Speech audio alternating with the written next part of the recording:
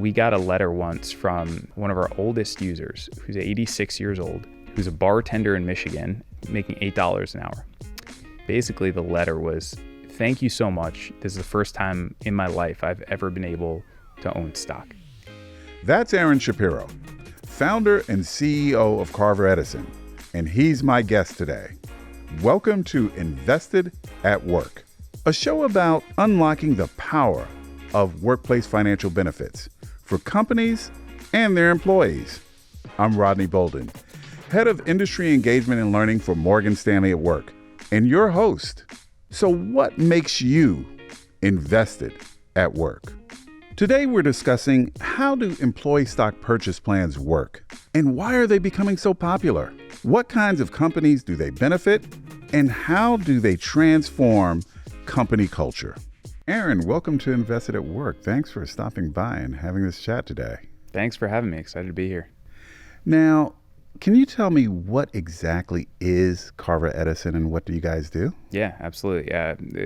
We at Carver Edison, we're a fintech company based right here out of New York, and we help public companies unlock trapped compensation in stock plans, helping them solve the affordability crisis for their employees in now over 30 countries around the world. Oh, wow. Now, you are CEO and founder. So what was your impetus for starting Carver Edison? Yeah, it was really an accident. I've always long been fascinated by the intersection of how to use the capital markets to make a difference in the world. And right out of school, I got hired as the first employee investing on behalf of nonprofits, endowments, and foundations. And it was actually my mom, who was a longtime employee at a big health insurance company, that sat me down one day and said, Aaron, I need help making more money. Can you help me? And I said, I don't know. What are the choices? And she handed me this 40-page PDF from something she had at work called an employee stock purchase plan, which I had never heard of before. And very quickly, I got up to speed on how these plans work and realized that she could buy up to $25,000 a year of stock at a guaranteed discount with what's called a look back. And what that compounded to over the course of 10 years is by her not being able to participate in her company stock plan, she missed out on over $1 million. It's a life-changing amount of money. And especially for us as a family growing up, we had many things. Money was not one of them. And it would have made a huge difference. And I very quickly took a look around and realized there are tens of millions of people just like my mom that happen to work for public companies all over the world that are traded on either NYSE or NASDAQ, and had the ability, if they could just afford it, to participate in their company stock plan, which would ultimately unlock tremendous amount of wealth. But the biggest gating item was payroll deductions. What exactly is cashless participation? Yeah, cashless participation helps employees that would otherwise not be able to afford to maximize their contributions participate in the plan. And the way it works is really pretty simple. We put up the money on behalf of employees to make it as if they contributed the max to their employee stock plan out of their pocket. We get sent just enough shares by the company to get our money back, and all of the remaining shares, which is usually 150 to 300% more than the employee could get with just payroll deductions alone, get deposited to their brokerage account at whoever the record keeper is for the plan. So to make it even simpler, cashless participation helps unlock shares for employees that right now they can't access because they can't afford the payroll deductions. Tell me about employee engagement and what happens after now that where they've been behind the gates, didn't have access to this because it was too costly, Yep. But now they have access to it. What are some of the changes you've seen from before cashless participation to after? One of the things I always encourage our clients, which are primarily total rewards leaders, CHROs of public companies, to think about within their existing data set is what engagement data looks like relative to the results that are being delivered. And a lot of times what happens is, especially for lower income employees, but also nowadays, even for sort of the middle tier employees, the software engineers, the managers, what happens is there's engagement data. People are engaged. They're actually trying to figure out how to participate in their company's stock plan. But once they see payroll deductions, they know they can't afford it and they tune out. So one of the things I've been really surprised and impressed by is how we've been able to basically look across compensation bands and see really consistent engagement data from all the way from hourly employees up to folks that make probably up to $250,000 a year. That engagement data actually is pretty consistent. And now by finally being able to unlock affordability for employees, especially for the subset that hasn't been able to participate in the past, we've been able to connect that to results. And what that's done from an employee retention perspective is it's improved retention by upwards of 50% at some of our companies. From an employee engagement perspective, I think my favorite stat is people that use cashless participation are over 5 times as likely to fill out optional surveys about their stock plan at work, which is seemingly small, but it's a totally optional survey, which is a great way to measure engagement. And even things like click-through rates. We see about 80% click-through rates on emails about the stock plan once someone uses cashless participation. So we've seen transformation in employee engagement, which of course improves employee retention. And from, of course, a satisfaction perspective, just about 87% of employees using cashless participation actually say that it's a more important financial benefit than others being offered at the company, because it gives them the flexibility to become an owner, but at the same time, take home more pay that they can use for all sorts of other important financial objectives.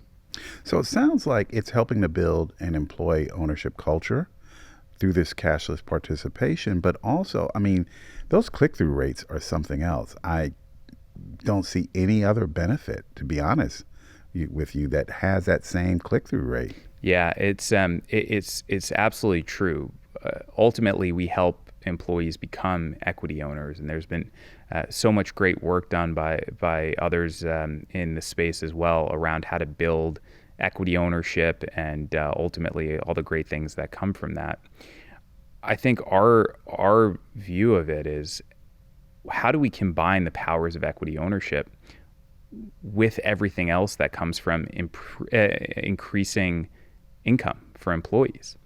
And depending on which study you look at, I mean, most studies are pretty consistent that one of the top reasons why employees leave their company is to go make more money at a different company.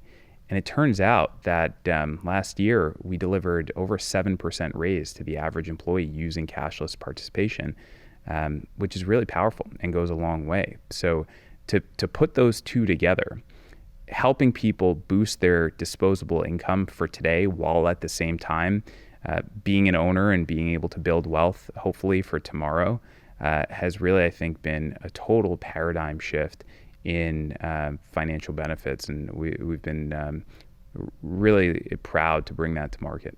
And I can see that, in a survey conducted by iSolve, they found that about 48% of the respondents said that they had changed jobs last year. Top reason, benefits. Yep. So what you're saying really gels with that narrative that employees are looking elsewhere to get those benefits that are going to improve their financial lives for themselves and for their families. Yeah, absolutely. And one of the things we very strongly believe in is that there are two sides to the equation. There's, of course, the employee side, but financial benefits have been around for a long time, and yet somehow there's still a massive affordability crisis happening today. So the way we think about it is, in a lot of cases, financial benefits to some extent are almost zero sum, where for every dollar of value delivered from a company to the employee, it's a dollar of expense for the company, right? So dollar value to the employee, a dollar of expense for the company nets out to zero.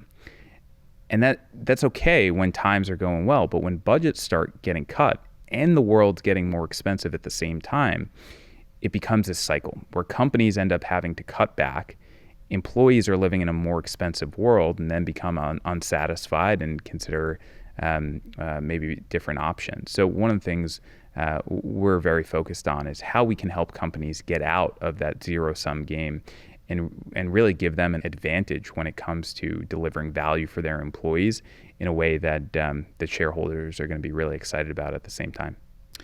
And in our data, we see about 50% of public companies are offering an employee stock purchase plan. Yep. What are the reasons why the other 50%, what have you encountered as to why they're not? So it's a really important point. From a logo perspective, it's about 50% of public companies. But when you look at it from an employee count perspective, so of all of the NYSE and NASDAQ employees, it's actually closer to 70%. So most employees at public companies today are actually eligible for some form of ESPP. I'd say for the companies that don't have ESPPs today, there are usually two reasons. Either number one, they're doing some sort of broad-based RSU grant, and increasingly those are either getting cut back or going away entirely. Or number two, there's some other type of benefit being offered at the company that for whatever reason the company views as being sort of a substitute for ownership. But we've seen over the past couple years companies tripling down on investments in their employee stock plans. Something like 60% of all existing ESPPs have either been introduced or reapproved by shareholders in the past 5 years. So there's a huge upswing in employee stock plans broadly, and I think that's only going to continue to accelerate. That's fascinating because I would think that shareholders would be concerned about dilution. So to see that 60% are approving, they must see some benefit from it, I would imagine. Yeah, absolutely. ESPPs are actually the least dilutive form of equity. And the reason why that's the case is because when people participate in their stock plan at work, there's actually cash going into the company. So compared to an RSU where companies are just giving out stock for free, basically, ESPPs are delivering shares to employees, but the company is taking in some cases, tens of millions, if not hundreds of millions of dollars of cash to offset that dilution. So especially as shareholders have started to push back more on dilution and stock-based comp expense, ESPPs have become the preferred method for delivering equity to broad-based employees. Sounds like we need to take it from being buried and elevate it, because when you talk to employers or employee surveys like the Employee Benefits Research Institute Financial Wellbeing Employer Survey, typically you see retirement benefits listed at the top of being a financial wellness benefit that they offer. Yep. Those are the ones that they emphasize. But so much more can be obtained, not only just using that stock for your retirement, but using it for your day-to-day needs, your emergency needs, all sorts of things. So why would they bury it? A lot of times it's not intentional, but you're exactly right. And we see it in our data, and we're spending almost all of our time now really getting the story out to the world. It turns out that employee stock plans can be an incredibly powerful financial benefit that can give total rewards leaders, CHROs, an advantage if employees can afford to participate. That's the big catalyst here. Employees have to be able to afford to participate. And if you can solve that problem for employees, it unlocks more engagement, higher retention, employee satisfaction, and also increases enterprise value for shareholders. Yeah, in our Morgan Stanley at Work State of the Workplace survey, what we find is that employees overwhelmingly say, and employers, that equity is one of the main ways to motivate employees within the workplace. Yeah. So that's consistent with what I'm hearing from you. That's exactly right. And the Morgan Stanley survey is a great one on so many respects. And one of the amazing questions that gets asked is to HR leaders. And it asks them about, I'm paraphrasing, but generally their perspective on whether they feel like their employees are struggling financially. And the overwhelming answer is yes. And whenever I speak at conferences, especially with CHROs and total rewards leaders, I ask the two following questions, and we do it live poll all the time. But it's, number one, how many of you feel like your employees are struggling financially right now? And usually something like 75% of the room will raise their hand. And number two is, if you knew it wouldn't mess up your budget, how many of you would give your employees that raise? and everyone keeps their hands up. And this gets to the heart of, I think, what's happening with the affordability crisis today. Most employees, just in absolute terms, need to make more money. And their primary source of income is their employer. Well, why doesn't their employer pay them more money? Well, in a lot of cases, they can't, because budgets are a real thing. So what if we could solve both of those at the same time? And that's what we've been able to do with cashless participation. We've been able to give total rewards leaders and CHROs a tool that they can use to boost employee income while at the same time improving their budget and taking in tens of millions of dollars of cash, while of course being thoughtful about burn rates, stock-based comp, and dilution. Can you tell me what are some of the trends you're seeing in ESPP plan designs today? Any changes you see on the horizon? Yeah, I think the biggest general trend is employee stock plans and the design of them are getting more generous.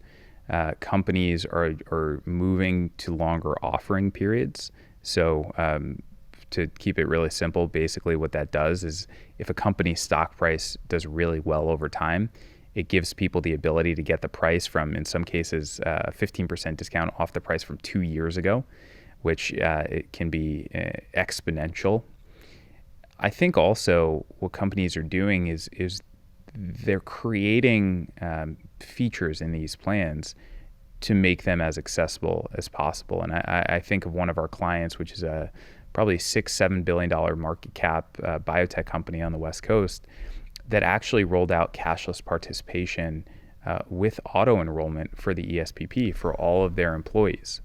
So all of their employees are signed up in the ESPP at 0% payroll contribution with auto enrollment, and the full 15% coming from cashless participation day one. Wow. And what that does is, by default, it makes every new employee an equity owner in the company. And they did it largely to align with their 401k, where their 401k had auto enrollment. And with cashless participation, we've been able to create basically the same effect as delivering an RSU to employees, but have it be much more company friendly. And not surprisingly, the participation rate at that company is about 98%. There are 2% of people, for whatever reason, that actually opted out of the ESPP entirely. We're still working on getting those 2% back. But it's things like that that are just transformative shifts in how companies are creating value through employee stock plans, and we're proud to be part of it. In our last Morgan Stanley at Work ESPP benchmarking report, on average, we saw about 38% of eligible employees participating in an ESPP. Yeah. So that's huge, what you just said. Yeah, and actually, that number, 38%, is an average that includes a lot of the tech companies, particularly the West Coast tech companies, that typically have 60-70% participation. So when you exclude the tech companies from that, average participation rates in a lot of cases are in like the 20s. And I'm a former baseball player, so batting 300 in baseball is usually a pretty good thing. But call it even a 30% average participation rate for ESPPs. There's a lot of room for improvement. And I think ultimately what it comes down to is there are tens of billions of dollars allocated to be delivered to employees to these plans every year that right now is trapped, because employees just can't afford to access it. I think the world's a very different and even more amazing place if we can help employees capture that value that their company has already set out to be allocated to them, but they just need some help participating. How do you suggest and recommend to people leaders that they communicate the value of cashless participation, or ESPPs in general, to their employees? It's about emphasizing both the fact that when people participate, they're becoming an owner, and they're going to own the number one wealth creating asset in the world, which is equity, but also that it's an asset that can grow over time. Now, the really important thing here comes down to risk, especially in a volatile market. And from our perspective, one of the things that has always been at the heart of the design of cashless participation is how do we help people participate, but also reduce their exposure to market volatility. And it turns out when you use cashless participation, you end up getting all this extra stock for free that you didn't pay anything extra for. And what that does is it actually protects you by about up to 5 times against decreasing stock prices. And here's what I mean by that. In a regular employee stock plan, 15% discount, if the stock goes down by more than 15%, you start losing money on your payroll contributions. With cashless participation, the underlying stock price in some cases has to fall more than 70% before people start taking a loss on their payroll contributions. So being thoughtful about making sure that employees understand the value, but also how it protects them in volatile markets is really important.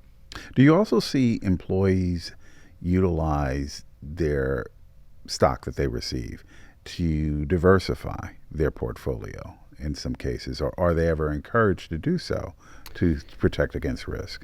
Companies, I think, are pretty careful to not give financial advice. And of course, employees at work typically have the ability to connect with a financial advisor through some vendor that's typically offered at the company. Everyone's financial objectives are different. And I think what we see in the data is about 70% of all stock purchased in an ESPP is still actually in people's brokerage accounts 18 months after the purchase. But that doesn't mean there aren't other things happening to diversify that employees' holdings elsewhere. And of course, diversification is always an important consideration, stock ownership. And every employee is different and has different financial objectives, which is always why, if they have the ability to connect with a financial advisor, it's a good thing to have some of those conversations. And that's exactly what I was going to go to next. Is it sounds like the importance of financial advice, professional financial advice, really would lend itself well along with the ESPP and cashless participation. Yeah, that's right. And one of the things we rolled out in the past year is the ability for people, as they're enrolling through ESPP.com, our platform, which sits on top of a lot of the industry's record-keeping platforms, we give people the ability to connect with a financial advisor at usually their record keeper. And what that's turned into is people using cashless participation are about 10 times as likely to connect with a financial advisor than traditional participants. And as we think through why that makes sense, well, we're now helping people own more stock. What's the next best step? Well, you need to figure out what to do with that stock and how it fits into your broader financial goals. So we've seen an exponential increase of the number of stock plan participants asking to connect to financial advisors when they use cashless participation. And that's one of the things that really excites me and is a great example of sort of the full circle journey that we've been able to unlock for employees all over the world. How do we take them from maybe their first day joining a company to now enrolling in the ESPP, becoming a shareholder of the company, being able to build wealth, having more disposable income, connecting with a financial advisor, and generally improving not only engagement and retention rates, but also general financial well-being. And to give you one quick stat on what that looks like, it turns out there's some great Federal Reserve data that shows for an employee that makes $50,000 a year, if you help them earn an additional $1,000, it can increase their life expectancy by between 3 to 6 months, which really speaks to how powerful financial stress can be. And one of the things that continues to excite me is the impact that we've been able to make, not just for employees by unlocking all of this value for them, but for the people around those employees as well, their family members, their friends. It's really an acute financial stress, an acute point of pain. And if we can do our part to reduce that, we're going to improve quality of life for the employees, but also the people around them. Taking away that financial stress, The Employee Benefit Research Institute Workplace Wellness Survey found that over 7 out of 10 employees said that just thinking about their financial future makes them feel stressed. Yep.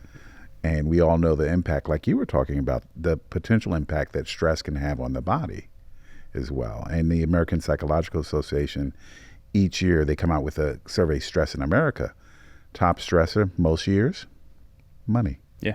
And I'll report back on the findings, but we're actually working with a few of our clients that have rolled out cashless participation with great success to look at the impact on health rates within their company and how that translates to rising healthcare costs. Because statistically speaking, if you improve someone's financial wellness, in theory, health outcomes improve. So all of a sudden there becomes this really interesting flywheel, which is, well, how do we start improving kind of the full stack of the experience? Well, I'll back you up on that because Harvard University did a study. And what they found is that people who adopted better financial habits or were in better financial shape also had better health habits, Yep. better eating habits, better exercising habits. That one translates into the other. It's a total well-being package. And finally, employers are starting to get that, it sounds like. Yeah, absolutely. And healthcare costs continue to skyrocket. And these are all really complicated problems with complicated solutions, especially. We're excited about the work we're doing to help really make a dent in some of these problems. And I think for us, employee stock plans is a great vehicle to help bring that value to life for really forward-thinking total rewards leaders and people leaders. I'm sure your mom is quite proud of what you've done just from her interaction with her employee stock purchase plan and building wealth for others. Yeah, I think she would tell you it's been harder than probably I and certainly her imagined. Seems like a simple problem. Turns out it's incredibly complicated. I continue to be really excited about the impact we've been able to make. And sometimes I have to remind the team when we see these ROI numbers we've been able to deliver for employees after a purchase where an employee maybe made 300% on their money in 6 months, that this doesn't happen all the time. It's totally unique and special. And I constantly have to remind folks that that's not the ordinary. What we're doing is actually a totally game-changing. And just to give you one quick anecdote, I mean, we got a letter once from one of our oldest users who's 86 years old, who's a bartender in Michigan, making $8 an hour. And when we got that letter, basically the letter was, thank you so much. This is the first time in my life I've ever been able to own stock. And that to me was just sort of a huge inflection point moment to connect to people from all walks of life. I'll share another quick anecdote with you because I love these. We once had an employee who wrote in saying that they needed to withdraw from their ESPP. And our service team had a conversation with this participant and said, what's making you need to withdraw? Well, I need the money. Okay, is there a big life event or something going on? Oh, well, I'm expecting my first child and I need the money to furnish the baby's room. So our service team looked at the math and said, because you're using cashless participation, no guarantees, but all else being equal, you should make somewhere between $4,000 to $6,000 on your next purchase. And then by the time the baby actually shows up, you'll be well on your way to doing it again. So if you change your elections, because this employee had the ability to lower their contributions and still stay in the plan using cashless participation, all in, depending on sort of what wound up happening, they could make anywhere between about $8,000 to $12,000. This employee was forever grateful that we were able to keep them in the plan, give them some extra disposable income, and not have them miss out on opportunity. That's really powerful. That is powerful. One more question for you. What makes you invested at work? It's a great question. It's personal for me. I know the impact of what we do and what that can ultimately unlock for people. And I know how hard it can be if it's not done correctly. But when it's done right, we can change people's lives. So for me, it's totally personal, and I carry great responsibility in knowing that what we're doing is making a difference for people all over the world. Well, Aaron, I thank you not only for joining me today, but for all that you're doing for people around the world to build wealth. Thanks for having me. Thanks. We'll do it again soon. Absolutely. If you're interested in more conversations about workplace financial benefits, subscribe to the show wherever you like listening to or watching podcasts. If you hear something you like, please share it with colleagues and friends. And if you want to learn more about what Morgan Stanley at Work can offer, visit us at morganstanley.com/atwork. Invested at Work is brought to you by Morgan Stanley at Work, hosted by me, Rodney Bolden.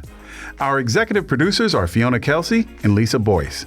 Our production partner is Sequel Media Incorporated.